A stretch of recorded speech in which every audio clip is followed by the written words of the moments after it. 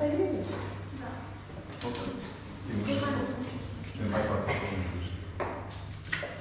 Сәлеметсіздер ме, құрметті қоғамдық тыңдаушыларға, қатысушылар. Менің аты жөнім Мұқанова Мақпал Қараханова, мен бас маманы боламын.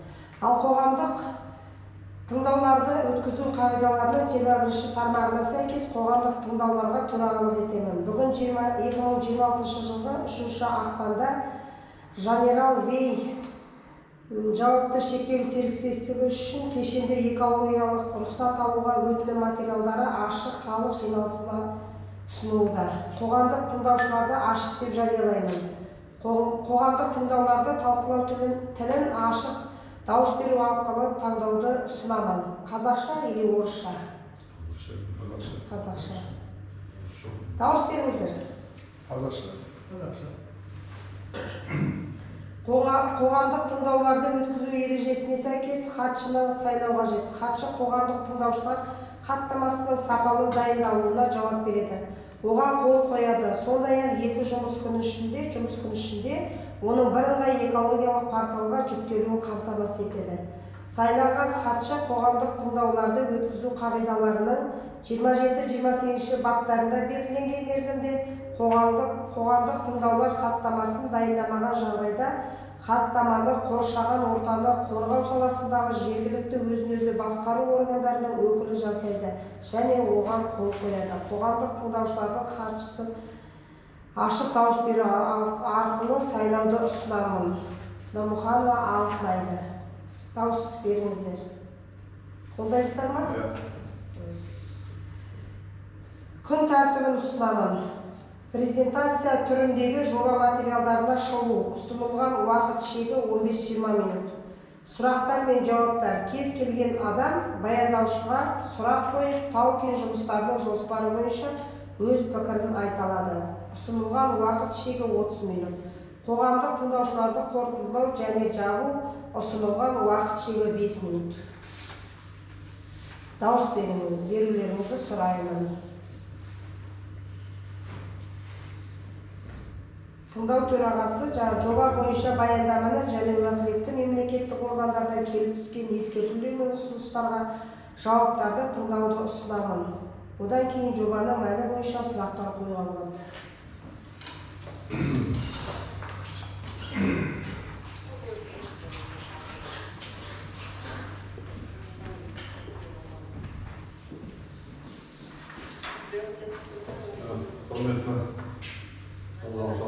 Мен есім Маханов Аурай болады.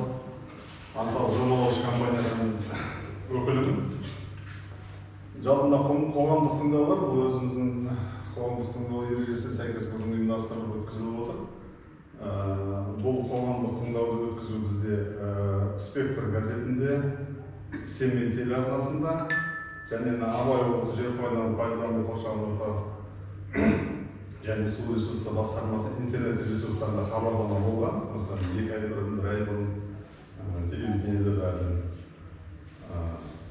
Сондықтан да бүгінгі мынау қоғамдық тыңдау Есімжал кен орны бойынша кешенді рұқсат алу материалдары дайындалды. Есімжал кен орны Абай облысының баяғы Шығыс Қазақстан өзіміз білесіз, жаңа Семей ауданына қарасты. Семей облыс орталығынан 230 км қашықтықта орналасқан. Бұл Есімжалға ең жақын елді мекен Айнабұлақ ауылы. Айнабұлақ ауылы 24 км қашықтықта орналасқан. Ол бірақ Қарағанды облысы болғандықтан, территориально осы Семей облысына, Абай облысына қарағандықтан бізге осы Алғабас ауданында өткізу ұсынылған. Біз осы екінші келіп отырмыз, оған дейін біз есеп бергеніміз керек. Жалпы бұл кен орнын алатын болсақ, бізде кен орны, енді сіздердің 60 шақырымда, енді тура сіз есептегенде картада көрсеттік. Бұл кен орны жалпы 2 карьердан қарастырылып отыр, қазып алады. 2 карьер, бұл әрбір карьер тереңдігі 65-70 метрден болады. Жалпы бұл жерде кеннің қоры 683 мың тонна кен бар деп отырмыз. Оны 5 жылдың ішінде біз қазып аламыз деп отырмыз. Сонда орташа жылдық өнімділігі 150 мың тонна жылына. Соңғы жылы енді арғы 6 жылға ауыспас үшін 184 мың тонна кенді аламыз деп отырмыз. Соңғы жылы кішкене өсейді алып кетеміз деп отырмыз. Жалпы жұмыс бұл бұрғылап арттыру жұмыстар арқылы асырылады. Өйткені ол жерде барлығы қатты тас, карьерный пород дейміз ба. Өйткені тереңдігі 65-70 метр болғандықтан бұл жерде бұрғылап арттыру және тиеп жеткізу техникалар арқылы іске асырылады. Жалпы жұмыс тәртібіне келсек, бұл жерде бізде вахталық метод болады. 15-ке 15, 365 күн бойы жұмыс істейді деп отырмыз, жыл 12 ай. Жаңа 11 сағаттан жұмыс 2 ауысымдық болады сонда. Жаңа айтып өттім, жалпы ең жоғары өнімділік 184 мың тонна өндіреміз деп отырмыз. Бұл жерде енді жалпы алатын болсақ, кен орнының бас жоспардағы негізгі нысандары карьерлер, жаңа 2 карьер және осы 2 карьердің үйінділер бар ғой, жаңа бостау жұмыстарын 2 үйіндіге үймелейміз және карьердан шыққан суды буландыру тоғандары болады. Әрбір карьердің жанында бізде буландыру тоғандары болады. Соларды орналастырып және автожолдарды. Жалпы бұл бас жоспарды жасағанда біз табиғи климаттық жағдайларға қарай жаңағы жердің соғу бағыты дейміз, соған қарай бәрін орналастырып шықтық. Және аршынды жұмыстар дейміз ғой, жаңағы шыққан жұмыстарды жел соққанда өзімізге және жақын елді мекендерге шаң көтерілмес үшін сондай қауіпсіздік аймақта орналастырдық. Келесі слайдтан. Жаңа айтып кеттім ғой, негізгі нысандар. Жалпы бұл кен орнында жұмыстарды бастамас бұрын біз ең алдында зерттеулік жұмыстары жүргізілді болған. Құнарлы топырақ бізде 15 сантиметрге мына жерде. Жұмыс басталмай тұрса біз 15 сантиметр құнарлы топырақтың бәрін жиып алып, бөлек қоймалап қоямыз. Ол ертең бізде биологиялық рекультивация дейміз. Жұмыстың бәрі біткеннен кейін рекультивация жасау үшін біз арнайы қоймалар тұрады, оған ешкім тиіспейді. Содан кейін барып бізде құрылыс жұмыстары басталды. Құрылыс жұмыстары деген жаңағы кенге дейінгі аршу жұмыстары дейміз, басқа дейміз. Сол жұмыстар. Жалпы бізде 2 карьердің параметріне келетін болсақ, бізде мынау созылып жатқан ұзын карьеріміз 1,5 километрге созылады ұзындығы. Ені 130 метр, тереңдік 65 метр. Мынау екінші кіші карьеріміз, бұның ұзындығы 800 метр болады, енінде болады, ені 400 метрді, тереңдігі 70 метрге есептеліп отыр. Мынау 2 үйіндіміз болса, жаңағы бостау жұмыстары, бұлардың биіктігі 42 метрге дейін болады. Жер метр өздеріңіз таулы жер қойды, жер сайты, жер ой деген сияқты. Относительно алған кезде 42 метр биікке дейін көтереді. Бұл 2 ярустан тұрады, бірінші ярусқа 30 метрге дейін көтереміз да, сосын ажыраты 12 метр. 15 метр көтеріледі, бірақ среднесі 42 метр болып шығатын жерде. Бұл бас жоспар бойынша жалпы айтпағымыз.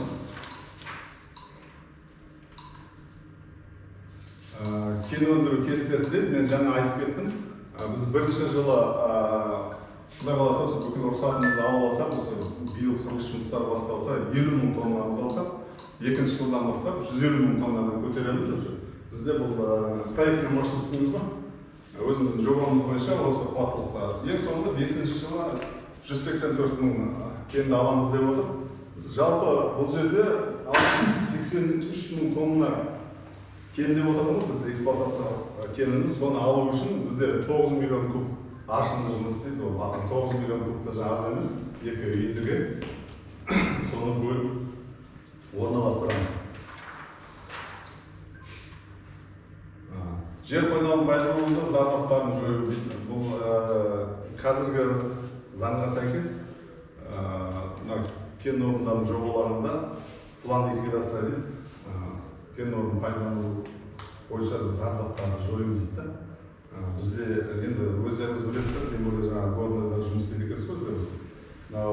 Қазылғаннан кейін жер бедері бөлінеді, басқасы бөлмелерді, соның бәрін кейін орнына қалпына келтіру үшін план ликвидация жасалады да. Жою жоспары дейді, біреулер жаңа тарату жоспары дейді. Бұл жерде бізде карьер сол күйі сақталады. Біз өздігінен суға басылады карьер. Өйткені оны біз қайтқан шығарған аршын жұмысымен көне алмаймыз, өйткені оның астында болашақтағы руда болуы мүмкін, басқа кен болуы мүмкін. Сондықтан біз оны консервация жасаймыз, өздігінен суға толып.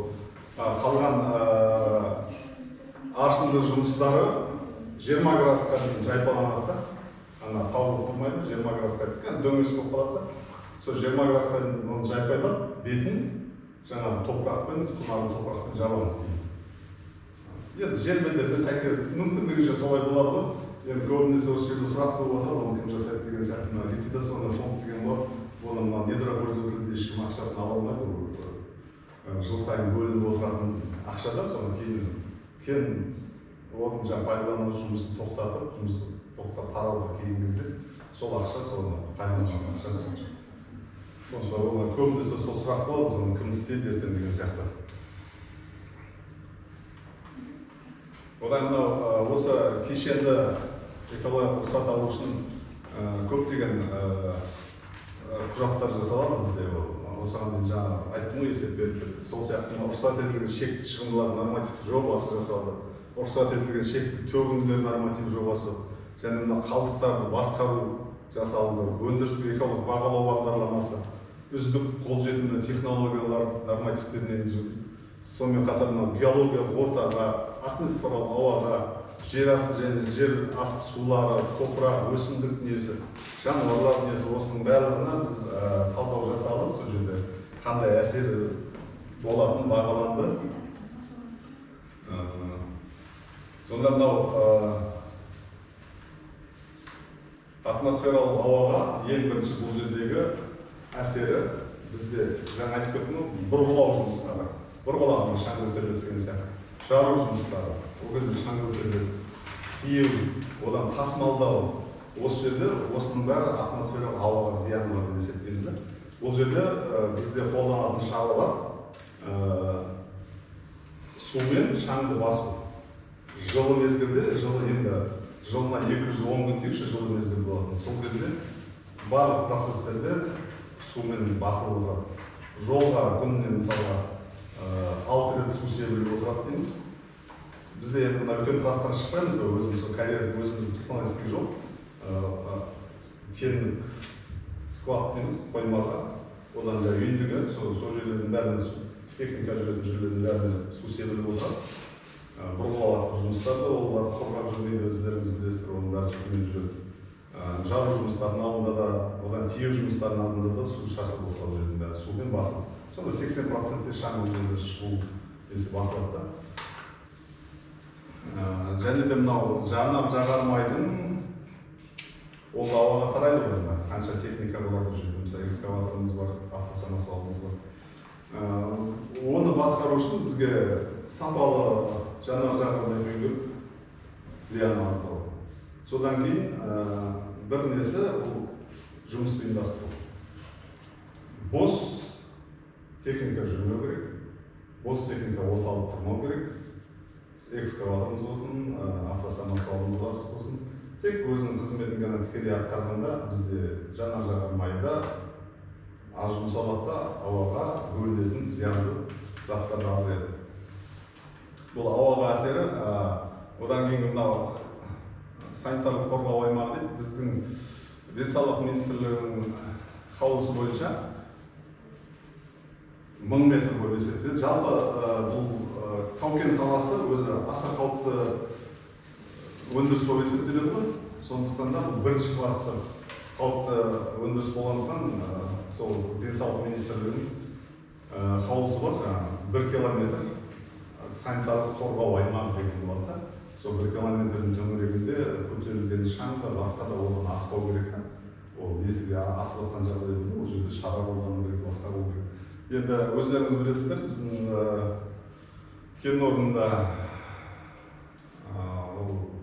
1000 метрге шығатын ешқандай да бір аса қауіпті зиян зат жоқ, өйткені біз бір химиялық заттар қолданып жатқан жоқпыз, басқа өзіміздің сол территориямыздағы топырақпен не көтерілген шаңда ол 1000 метрден асады деп есептемейміз. Біз есебіміз бойынша сол барлығы санитарлық қорғау аймағында қалады деп отырмыз. Жаңа айтып кеттім, ең жақын елді мекен Майнабұлақ ауылы 24 километр. Сіздердің ауылдарыңыз 60 километр. 60 километрге сіздерге шаңда, шуда, ешнәрсе естілмейді бұл жерден. Санитарлық қорғау, бұл су ресурстарына әсерін бағалайды. Бұл жерде бізде жалпы Сарысу өзені біз ең үлкен өзі. Одан кейінгі мынау Ұзынбұлақ өзені бізде 2,5 километрдей қашықтықта орналасқан. Бірақ сол Ұзынбұлақ өзеніне біздің территориядан ағып келетін приток дейміз ғой енді. Табын сулар келіп, сол жерден басылып алады екен. Біз оларға жаңағы санитарлық қорғау полосасы дейміз. Солардың бәрін проектісін жасап, біз жасаған жоқпыз, бөлек компаниясы оны қорғап шықты, жаңағы қанша метрге дейін жаңағы судың жүру арналарына қанша метрге дейін жұмыс істеуге болады, бұл нақты жұмыс істеуге болады, сонда бір өзі ограничение қойып берді да. Жалпы бұл территориядан өткенімен біздің карьерға дейін 90 метр ара қашық деген, екінші притогында бұл почти 500 метр, 492 метр екен. Сондықтан біздің жұмысымызға оның ешқандай әсері жоқ деп отырмыз. Жалпы кен орнында суды қаяқтан аласың деген бұл жерде мәселе болады. Ауыз суды біз тасып береміз утилированный рабочыларға. Карьердағы техникалық су бізде өзімізде шығатын су жеткілікті. Буландыру тоғандары тұрады. Карьерден су буландыру тоғанына түседі, сол жерде тұндырылып, одан кейін сол жерде очистительное сооружение дейді ғой. Біз екі сатылы бізде тазартылып су, сосын техникалық қолдануға жұмсалады қарай. Өзіміздің суымыз, өзіміздің сол карьердағы шаңды басуға жетеді деп есептеп отырмыз. Мынау жаңа буландыру тоғандарын бірінші карьер мен екінші карьердің жаңа. Бірінші карьерда бізде көлем үлкендеу болады, су көбірек. Екінші карьерда кішкене ол жерде зерттеулердің нәтижесі бойынша суымыз кішкене аздау, сондықтан да екінші карьеріміздің несі осылай шықты. Одан кейін өндіріс және тұтыну қалдықтары дейді. Бұл өндіріс болғаннан кейін бұл жерде міндетті түрде қалдықтар қалады ғой. Жаңағы сол техниканың шиналары болсын, майы болсын, фильтрі болсын, шүрмелері болсын. Одан кейін ол жерде енді басында раскомандировка болады, адамдардан қалған тамақтан қалған қалдық болсын, оның бәрі бізде ескерілген. Арнайы алаң болады, асты бетондалған.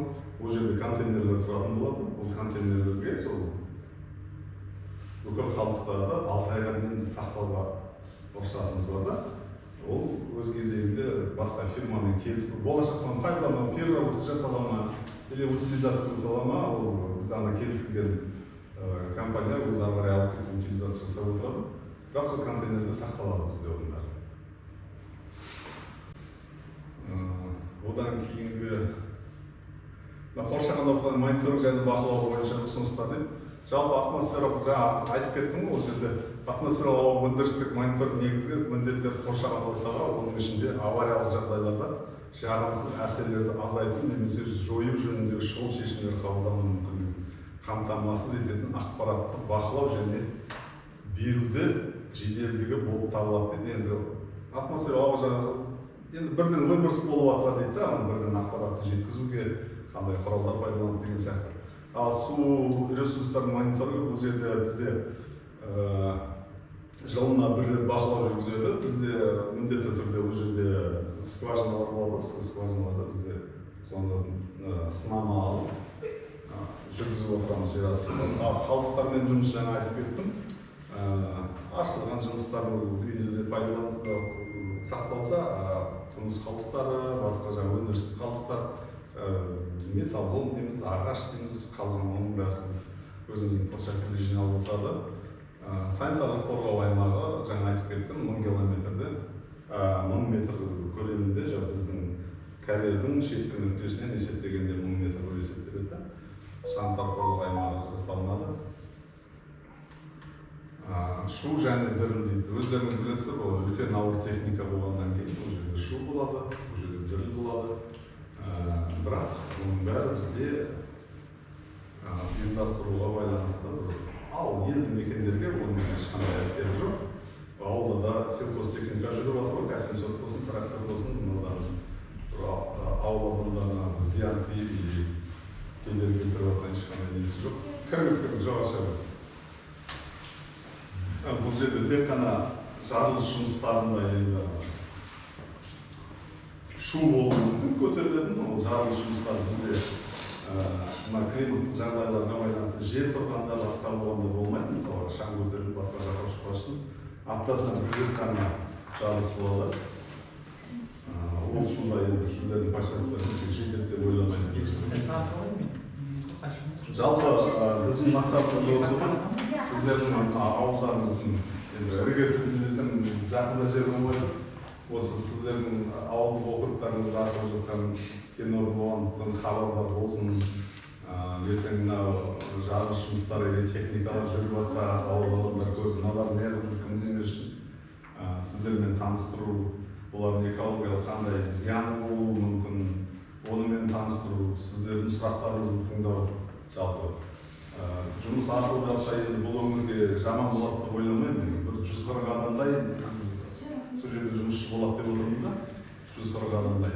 Сондықтан да жаңа өздеріңізде басталмай сұрақ қоя бастады, ауылдан адам алады, бірақ ана горнорабочий, разнорабочий дегеннің несі резиновый емес, бәрін ала беретін міндетті түрде бір кішкене болса да маман, механизатор болса да сол трактордай дейді, сварщик болса да сондай мамандар болса ол жерде қабылданады. Негізгі міндет ең бірінші сол жергілікті тұрғыннан адам алу ғой, негізі сол жерде жұмыс істейін деген адам болса солай болу керек деп ойлаймын өзімде. Жалпы өңірге бұл проектінің пайдасы болмаса ешқандай зияны жоқ деп ойлаймын. Жалпы мақсатымыз осы, орта келгенде. Қай жерде ашылған деп отыр? Бұл есім жау деген кен орны мынау сіздердің ауылдарыңыздан прямой есептеген 61 километр шығады. Топайдан нәрден Ең ұлаққа қарай ма? Абай Марганец қой. Марганец қой, бұрыннан полигон территориясы болған ғой. Иә, Абайға жақын. Айдарлық деген ең ұлақтың отделениесі ма? Жоқ, Абай совхозы бар ғой. Абай совхозы. Айдарлық сіз оқып қой. Бұл Қарағанды облысына қарайды. Иә, мына жерде Айдарлыққа 24 шақырым. Иә, ол Сол жерге жақын бізден гөрі. Қарағанды облысы ғой. Қарағанды облысы. Иә. Соған жақын, бірақ ол Қарағанды облысы болғандықтан, ал кен орны сіздердің облыстарыңызда ғой, Абай облысы. Сондықтан осында өткізіп отырмыз да. Біз басында ойлағанбыз сол жерге өткізіп өтсек, ол басқа облыс болғаннан кейін, ол елді мекен жақын болғанымен, бірақ территориясы қарамайды ол жаққа, сондықтан да. ол бұрын болған ол жерде. Ол қашан бастайын деп отыр енді? Енді Алла қаласа бізде жоба ғой. Енді мынау біз қазір экологиялық рұқсатымызды алсақ, содан лицензия береміз, басқа аламыз осы. Биыл құжаттарымыздың бәрін жасап бітсек, Алла қаласа содан кейін техника кіру керек та, рұқсатымызды алсақ. Ол жер қай округқа қарайды или полигон резервте тұрған жер ме? Осы Алғабас сельский округқа қарайды. Жер ма? Сол жердің жері? Иә, жер осы округ. Просто бізге кірмеген ғой. Ол өткенде біз отчет тапсыруға келгенде сұрақ қойған, біз әкім сұрақ қойды сол кезде. Біз сол жақтан шөп шабайын десек бізге шапқызбады. Біз оны иемденіп алған ол полигонның жері емес пе? Қарағанды облысының жері бір нәрсе деп жоқ. Ол сіздердің жерлеріңіз деймін. Карта бар, территория Картада белгіленген. бізде Алғабастың жері ме? Алғабастың жері бізге кірмей қалған ғой ертеректе. Сол жиналыстардың Шегебаяға айтты ғой. Өйткені мына неде қозғалып жатыр ғой, жаңа семей ауданының Абай екеуінің полигонның біраз жерлері ауыл шаруашылық мақсатында белгіленіп жатыр ғой. Ол бұрын әлгі ненің жері емес, полигон жері емес. Полигон жерлері. Иә, ол полигонның жері. Ол енді нақты бізге берілген жоқ қой Алғабасқа. Ол жаңа семей ауданы жоқ ол жер. Иә. Жаңа семей ауданына кіреді ғой сол. Әлі кірген жоқ ол. Сіздердің территорияларыңыз. Біздің территория кіріп тұрғаннан келіп тұрмын. Енді құжаттарыңызды білмеймін, мен ана жақта не болып жатқан, бірақ осы сіздердің Ол жерде білесіздер де стройка жүре ма или? бір стройка болған ол жерде бір завод фабрика салып жатыр. Ол жерде карьер болады да. Карьердің басында раскомандировка болады. Сосын кейін вақты жататын жер болады ғой. Сосын бізде мынандай вопрос қой, мысалы үшін жаңағы поливальщик машина дейді, поливать етеді, суды сеуіп отырады дейміз. Енді ондай техникалар сіздер өздеріңіз әкелесіздер ме? Мысалы үшін бізде де мысалы жоқ, ол былай да, оның бәрі экономикалық есептеледі да, мысалға күнде мысалы 6 рет су себу да. Оған бір техниканы сатып алуға тұра ма, тұрмай ма деген. Лучше мысалға нанимать ете салсаң. Мысалы үшін бері кентінде мына жерде біз өзіміз кіргізіп отырмыз да жаңағы поливальщик машинасы, ассенизатор машиналарды біз өзіміз оның бәрі бізде де не болады, договормен болады. Кімде машина бар, сізге олай айтып тұр ғой, негізі жаңағыдай арендаға техника алсаңыздар, шамамен 5 миллион алсын деп тұр ғой. осы жерден алсаңыздар деп жазған ғой. Оның бәрі құпталады, оның бәрі солар құпталады. Өйткені сырттан біреуге кіргізіп қойып, мұндағы бар техникасы кіргізер ме, соның бізге пайдасы не Міне мына жерде біз уже 4-4 жылға кетіп баратырмыз. Арендаға беріп отырмыз. Ол былай да, осы жерде ертең Алла қаласа жұмыс жүрген кезде меморандум бәрі бекітіледі. Ол акиматпен жұмыс істейді да олар. Сол кезде меморандум әлі сіздер жасалмаған әлі. Сол кезде бәрін подробно жазып, мысалы ауылдың адамдарын қалай жұмысқа алу керек. сонда сіздердің карьера ғана ғой сонда, иә? Карьера өте. Базар қай жаққа кетеді сонда? Ол енді бөлек жоба жасалмаған жоба. Қай уақытқа кететіні әлі белгісіз Сол болған. белгісіз. Біз пока накопительный, сол жерде пока жинаймыз енді олар 50 мың көп емес па? Абайдың траншасын пайдаланған ғой. Жақын 24 жақ. Иә, Ол ол жаңағы енді барып жүргізбей бастады. Неге жүргізбейді? Жүргізбейді. Жоқ, асфальт. одан кейін сосын ары қарай қарамау керек. Курчатовқа прямой бар, ойға тиісті. Курчатов қанша шақырым сізге? Курчатовты мен соны қарамадым, картаны қарап көрейін қанша шақырым.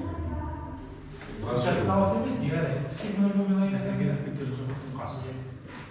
просто жаңағы Негізі осындай техникаларды басқа жақтан қуып алып дегенше Иә, бізге де мысалы үшін ауыл жерде мысалы үшін жұмыс болады біріншіден, екіншіден жаңағыдай ауылдың техникалары тұрмай жұмыс істейді да. иә, дұрыс. адамға да техникада жұмыс болады. Сіздерге де мысалы үшін алыстан анау Қарағандыдан неден мысалы үшін. Ал ертең сол жақтан енді жарайды, ол жарайды бір техника, ертеңден ол ағаластың жерде болсыздар ғой. Соның айдан барып шөп шапсақ жеп бере аласыздар, қорғай аласыздар ма біздің қақпамызда? Ол жерде ем беріп алып Ол біз сізден нелеріңізді қалай қорғаймыз, сіздер шөп шабып аласыз. Ағаластың жерінде тұр. Әкім қорғау керек қой. Әкім территориясы. Ол не жағдай Мынау қайнардың қыстақтары бар ғой, полигонның территориясында кіріп тұрған. Иә. Ол жерге алып та алмайды, ештеңе салуға да болмайды, малыңды жая бер, қыстақтар бәлем-бәлем мыңнан мал өсіріп отыр ғой. Ешкім Ол ештеңе жер шөбі жақсы. Не, сол сөзді біз августқа келгенімізде сол әңгіме Бір бар. хозяин бар барсаң. Әкімге айтып ол қуанып кеткен төлегенде. Біздің территория сендердің территория. Ол налог ол жерге төлегенде налогын бізге түседі ғой Алла қаласа да. Иә, жаңа семейге түсетін шығар. Енді сол Бізге керек сол ғой. Жаңа семейге бермейді ма? Жаңа семейге түседі ғой. Жоқ, неге жаңа семейге болғанда мысалы үшін беріп қарап мысалы үшін бізге айтты ғой.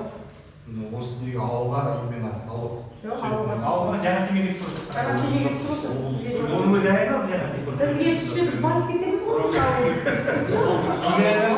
Егер алмай қаламыз ғой, қайда жібереріміз білмейді. Жоқ, какой-то несін бөліп процентін мысалы үшін беріп қарайды бізге процентін бөліп беріп отыр ғой. Мысалы үшін жаңа семейде жеке бізге доғаланған өздері алда кім барып келіп сөйтіп айтты емес пе 1,5 миллион неттен біз төлеп отырмыз.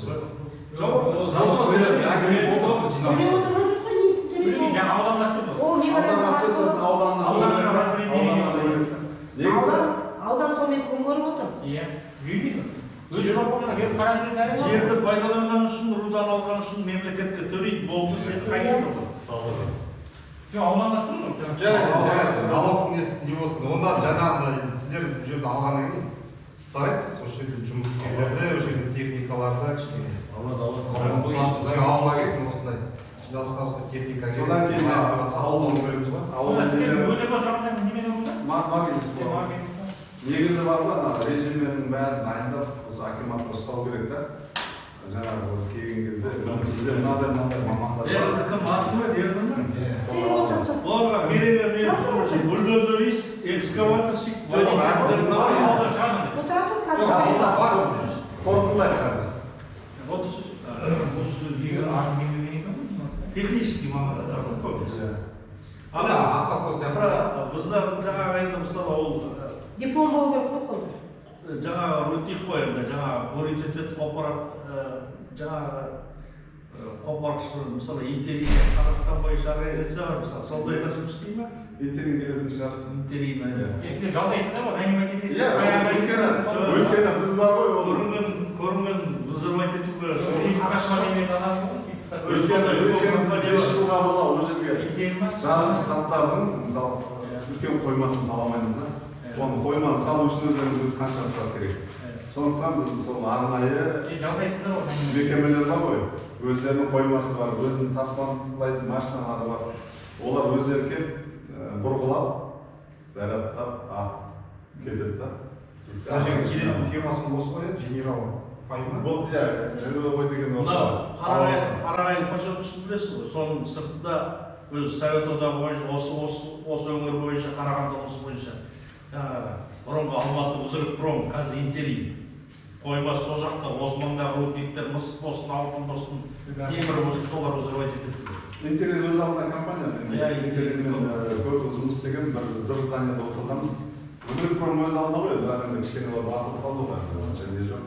Интерин жеке компания болғаннан өткен. Қазір олар көп не қылып жатыр, даже жарық қана қоймай, ары қарай экскаваторлардың Енді бір сұрақ, бізге оның бәрі шаңы да жетпейді, дауысы да жетпейді. Ана жаңағы марганец рудасының ешқандай зиян қалдықтары шықпай ма? Жоқ, марганецте ешқандай ондай ғой. Мысалы, мыста алтында уран кездеседі деген сияқты. Мен толық келіспеймін, мыста уранда алтын кездеседі. Жоқ, ол кездесе бермейді барлық жерде. Әрбір енді фон болады ғой, шықсаңыз мына жерде де бір нәрсе фонит етіп тұруы мүмкін да. Сол сияқты. Жоқ, бағана тереңдіктерді айтып отырғанда қасы терең емес екен, 60-70 метр деген. Иә, терең емес. Ол жерде бізде енді барлығы жыл сайын тексеріліп отырады ғой. Егер ондай радиация шығып жатса, әрине ол бірден дамудағы ол тоқтатылады ғой, олай шықпайды. Ол марганец неменеге пайдаланады? Темірге қосады. Ана бұрындарда қолданады. Металдың бір түрі ғой. Металды беріп Сосын андай нелер болады шығар енді спонсорство осы ауылға. Енді ауылға меморандум жасайды. жалпы былай ғой, жаңағы налог төленеді деді, басқа деді. Сосын жаңағы меморандум қол қойғанда ауылға қандай көмек бар сол жерде. Акиматтың жұмыс істелінеді ғой. Жаңа айтып жатқанымыз ғой, резюмелерін тастап қойса, бізде осындай адам бар, аким айтып отырса, мынаны жұмысқа алдырды да, мысалы. Ол дос шара болады. Жеке адам бар, мені алшы десе, сен кімсің деген не болады ғой. Акиматтан шығып жатса, Основа водитель, экскаваторщик, бульдозер. Бітті жиналыс. Әжімнің жанында не? Әжімнің жанында не отыр? сұрақтарыңыз болса, Қопарымыз деп отыр. Әжімді? Әжім жанында шай көріп. Қыстақтың өзі көріп. Жақсы жол болды. Қарға бойы, қанандар әкелді. Сұрақтарыңыз қойыңыздар. Сұрақ жоқ болса, Оның бұрыннан жабық бар ғой, деген ғой. Бұрыннан жабық болған ғой. жоқ, анау не алған ғой, опытно-промышленный. Енді руданы жаңа байытуға басқа зерттеледі ғой. Биологиялық жұмыстар жүрген жаңа басқа. Рудопромный болған. Үлкен Корея болған. Сол кезде жұмыстар жүргізілген ғой, кішкене. Өздерді карталар қарасаңыздар тұр өзі кішкене. Сол енді Қызықпен ғой, ол біраз деп тұрсады ғой, мен білем ғой жүрді. біраз болғанда Біраз Ол жер бірнеше участок қой. Сол бір-екі участкінде істеген. біраз деп тұрсады ғой жүрді, пробный емес. Нелеген істеді ғой, нелеген. Жауып қайтты, көшіп кетті ғой. Бір күнде Жақын мен болсайын, жақын мен сатып қой енді. Әжімнің мен болған ғой, оған. Енді пробныйдың өзі, мысалға 150 мың тонна алу мүмкін да, фабрикаға жіберуді. Ол енді 150 мың тонна алынса деген біздікінде жылдығымыз сондай болып тұр да. расходтардың бәрін жабу керек қой жаңағы рудаменен, 150 мың тонна кеткен еңбектерін жабу керек сонда. Жап қойды ғой, бір жыл сияқты ашып кетеді ғой. Қайға берді ғой жапса. Сол, Да, семейный кезде может қандай почти. жоқ ол емес Құрды бар. ал ненің арасында абайсақ құрдың астында сол сіздер жалпы өзі былтырдан бері келіп жүрдіңіздер ғой жаңағы бір сөзіңізде бір өзіңіз жазда келдік біз август айында есептен жұмыс басталды ма жоқ жоқ басталған әлі ол жақта ғой сол кезде жаңа картада бір өзен көрсеттіңіз сол өзендер ағатын өзен бе жоқ бұл бастама алады сол жерден бұлақтар ма же ана жоқ бұл бұлақта емес бұл сезонный жаңағы қар су еріген кезде ағады арықпен ағады екен да мына өзеннің аты босаған емес жоқ әлі де бір ұзын өзен ұзынбұлақ өзені бұл 2,5 километр жерде орналасқан ұзынбұлақ өзені ол да жаңағы сезонный ғой бәрі қар су ерігенде бір ең биік точкасы ол түркістан алады иә ең биік точка сол жерден су басталады екен да ол жерде бұлақ емес екен ол жерде икебай ма қар жердің шыңының аты икебай ма қалай онысын білмедім қар су еріген кезде басталады екен Өте. мына жағынан полигон территориясы короче Иә. Шыққан айдап келгеніміз иә олар жақсы қазір жатыр ғой бар. жақсы түсінікті болмайды Жылқы қайтып тұрса болды. Сонда қорқынбайға қандай қыз бар Ондай қатысушылар сіздер сұрақ бар ма? қойдық қой сұрақ онлайн Жақта болды. экология бар бізді тыңдап отыр ма Мен доғалға жұмысын бастадым өзім жақта келіп. солай болады Жоқ, жұмыскер алады ғой, уақыт ауыстырып отырады, жұмыскер ол үшін жол салдық қой. Соны бесізден. Иә, жұмыстың ішінде. онда қорытындылайық. Құрметті қоғамдық тыңдаушылар, тыңдауларға қатысушылар келіп түскен барлық сұрақтарға жауаптар, ескертулер мен ұсыныстар алынды және хаттамада көрсетіледі. Отырыстардың хаттамасы рәсімделеді, қол қойылады және экологиялық порталға енгізіледі. Қоғамдық тыңдауларды өткізу қағидаларының 23-ші тармағын ескере отырып өтті деп есептеледі және жабық деп жариялаймын. Сіздерге көп рахмет. Сау болыңыздар. жақсы рахмет Қашан бастайсыз бұл? бұл қазір жоба үйінде жасап жатырмыз енді рұқсат алсақ